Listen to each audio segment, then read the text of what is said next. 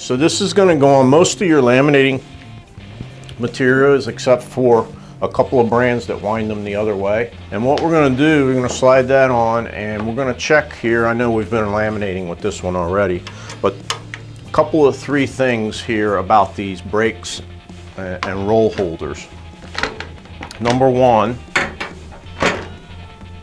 when we start out with the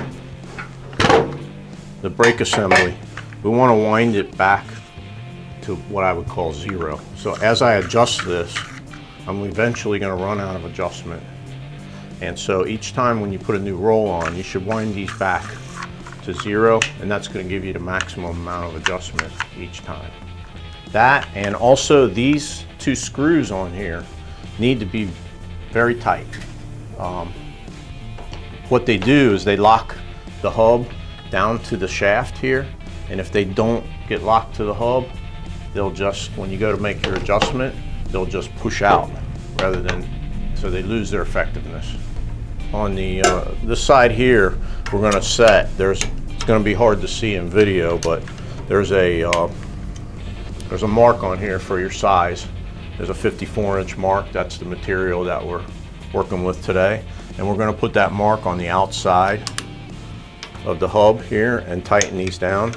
And you don't want to tighten these so tight that you break them, but it does need to be good and snug. And then we're going to just check to make sure that we zeroed out that adjustment. This goes on. The same thing over here, zero out that adjustment and then tighten these down. So right now we have zero tension on here. It's just rolling free. As you tighten the brake, it squeezes the roll and essentially slows it down or puts drag or tension on it, similar to like drag on a fishing reel. I usually start out with just a little bit of tension on it because I know I'm going to need some, and then if I have wrinkles in the material, I'll add a little bit more. Once you've preset these, in other words, brought them in to where they touch the roll, it won't matter whether I tighten this side or this side, because all I'm doing is squeezing the roll. You don't have to make adjustment on both sides, and it's not like a balance thing. A lot of people think they have to adjust both sides. Really, all you're doing is making that space smaller between the two ends. So that one's on,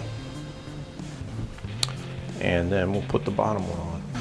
So that's how you get the material on the machine and you get it lined up with each other. Now, sometimes you're going to get a roll, like for this one, for example, where the end is not lined up with the material, so you may have to make a slight adjustment there. As far as alignment goes though, I try not to get too worried about anything under 1/4 of an inch. Within 1/4 of an inch, actually the materials sometimes are not even cut the exact same width, so you can drive yourself crazy trying to get it any closer than that.